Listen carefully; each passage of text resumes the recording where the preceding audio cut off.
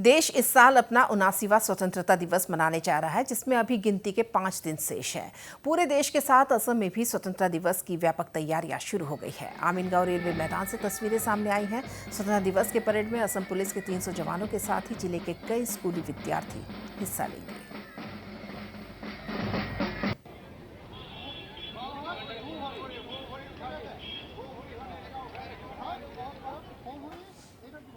Preparation এতিয়া যেহেতু 4 দিন আৰু আছে, আমাৰ চলি আছে, ভালে চলি আছে। হয়, আৰু 4 দিনত আৰু ৰিফাইন হ'ব। কিমান এবাৰ দল কিমানটা আছে? টোটেল 13টা প্লাটুন থাকিব। হয়, এৰাউণ্ড 250 মান টোটেল কেন্দ্ৰীয় মানে কিবা থাকিব আপোনাৰ। বেণ্ড দুটা থাকিব, আমাৰ অসম পুলিচৰ এটা পাইপ বেণ্ড আৰু BSFৰ এটা ব্ৰাছ বেণ্ড। এবাৰ ইয়াতে উদযাপন কৰা হ'ব। এবাৰ ইয়াত হ'ব। কামৰূপ জিলাত হয়, কামৰূপ। কি বুলি কয়? এইটো Amingaon railway parade ground, railway ground है, प्लेग्राउंड है। इधर गोसाईगांव में भी स्वतंत्रता दिवस की तैयारियां व्यापक रूप से शुरू हो गई है।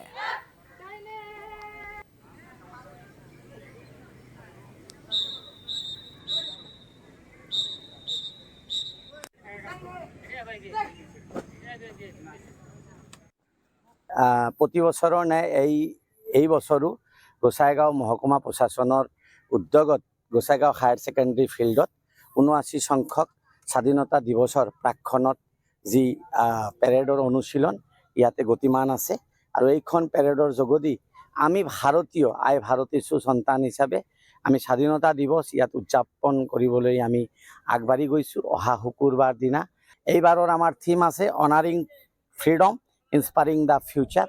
আমি স্বাধীনতা যিবিলাক সেনানী যিসকলে আমাক এইখন ভাৰতবৰ্ষক স্বাধীনতা আনি দিছে, সিহঁতক আমি সোঁৱৰণ কৰি শ্ৰদ্ধাঞ্জলি জ্ঞাপন কৰি আৰু এইখন স্বাধীনতাত যিসকলৰ বলিদান আছে তাক আমি শ্ৰদ্ধা যাচিব আমাৰ ভাৰতীয় নাগৰিক হিচাপে প্ৰতিজনৰ আমাৰ নৈতিক দায়িত্ব আছে।